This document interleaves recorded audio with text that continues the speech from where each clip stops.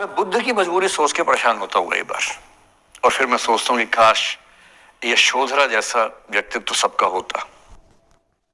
बुद्ध की रियल कहानी क्या है शायद किसी को नहीं पता। मैं जिस कहानी की बात कर रहा हूँ, मैथिली शरण गुप्त नाम के एक बड़े प्रसिद्ध कवि ने यशोधरा नाम की पुस्तक में वो कहानी लिखी है। भूमिका में जिक्र किया। बुद्ध बचपन से ही थोड़े से वैरागी किस्म के व्यक्ति थे। उनकी कुंडली देख के ज्योतिषी ने बताया भी था।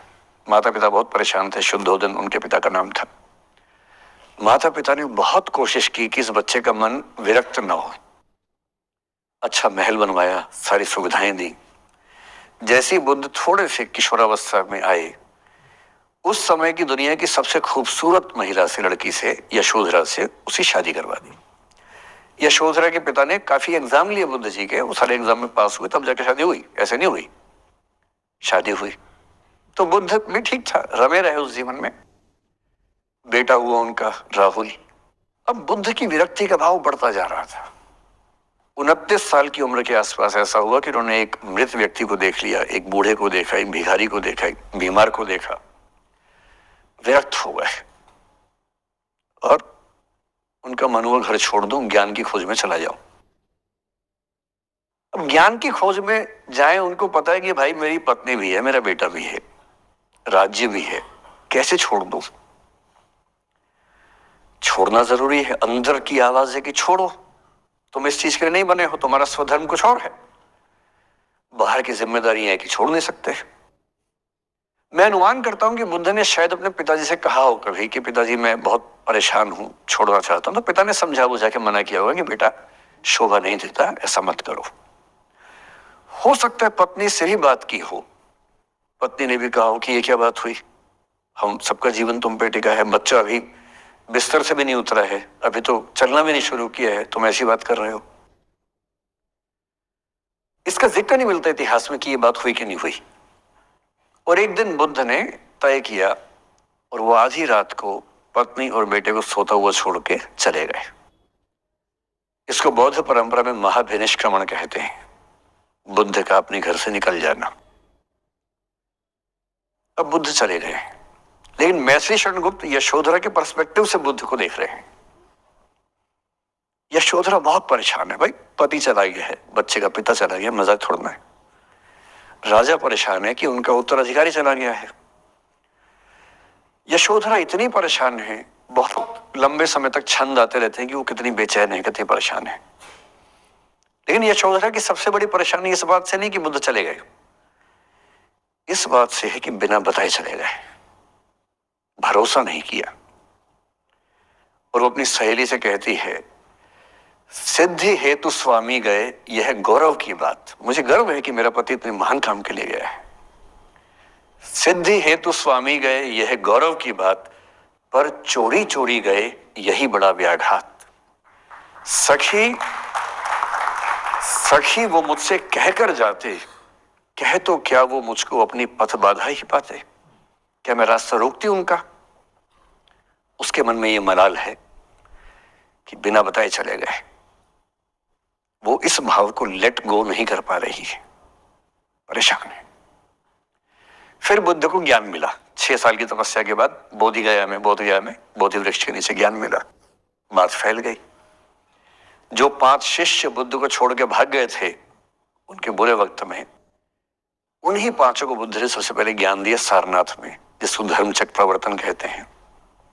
बुद्ध की ख्याति बढ़ने लगी। शुद्धोदन ने बुद्ध के पास, अपने बेटे के पास कई लोगों को भेजा ये कहने के लिए कि भाई यहां भी तो आओ, हमसे भी तो मिलो। बुद्ध का ऐसा प्रताप था कि जो उनके पास जाता वो बुद्धम शरणम गच्छामि हो जाता, वापस ही नहीं आता।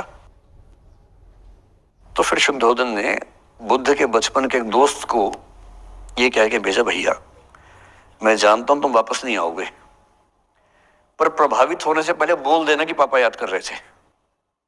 तो वो गया, उससे वायदा निभाया, हो तो गया, बुद्ध के संग में दीक्षित हो गया, पर वायदा निभा दिया।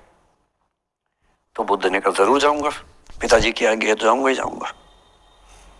बुद्ध पहुंचे अपने कपिल वस्तु, जो अपना इलाका था, वहां पहुंचे। पूरे कपिल वस्तु में, नेपाल सिद्धार्थ नगर से नेपाल जाएंगे तो नेपाल बॉर्डर पे कपिल वस्तु है। मैं देखने गया था वो जगह जहां बुद्ध पैदा हुए थे, बड़ा सुंदर स्थान है, आप भी जाकर देखें कभी। तो बुद्ध पहुंचे रात को, एक धर्मशाला में रुके। अब वहां हल्ला मच गया कि राजा का बेटा धर्मशाला में। बुद्ध ने कहा, भाई मैं देखो राजा का बेटा बन के नहीं आया हूं, मैं बुद्ध बन के आया हूं। सुबह उठ के भिक्षा मांगने लग गए उस इलाके में, अपने ही पिता के राज्य में। पिता ने सिर पीट लिया कि भाई क्या कर रहे हैं। फिर बुद्ध ने सूचना भिजवाई कि मैं बुद्ध हूं, बेटा हूं संयोग से, ठीक है मैं आ रहा हूं मिलने के लिए, पर मैं बुद्ध होके आया हूं, मेरी चर्या है, नियम है, मैं भिक्षा से ही जीवन जीता हूं अपना। ठीक है, पिताजी ने कहा चल कोई बात नहीं। फिर बुद्ध गए पिता से मिलने, पिता से मिले, सबसे मिले भारी सभा में, लेकिन यशोधरा नहीं आई मिलने के लिए, लेट गो नहीं कर पा रहे थे। उसके मन में दर्द था, छुप के क्यों गया, बता के जाता। बुद्ध ने पूछा पिता से कि यशोधरा कहाँ है, तो बोले कि वो कह रही है कि अगर बुद्ध मिलना चाहेंगे तो खुद ही मिलने आएंगे मुझसे, मैं क्यों जाऊंगी भाई, आत्मसम्मान भी तो कोई चीज है, मैं क्यों मिलने जाऊं। तो बुद्ध मिलने गए। सोचिए कमरे में यशोधरा बैठी है, राहुल साथ में। अब राहुल थोड़ा सा बड़ा हो गया है, 6-7 साल का है। बुद्ध गए हैं। अब आपके मन में आ रहा है कि बुद्ध वहां जाके बोलेंगे सॉरी मैंने गलत किया, I hurt you, I really feel sorry. Buddha है वो, बुद्ध है। वहां जाके क्या बोल रहे पता है, भिक्षाम देहि, भिक्षा दो। और यशोधरा कितनी महान महिला रही होगी, उसने अपने बेटे का हाथ बाप के हाथ में दे दिया।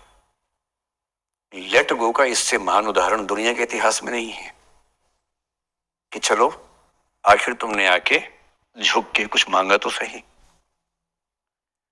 उसकी जितनी ईगो थी, अहंकार था, सब विगलित हो गया।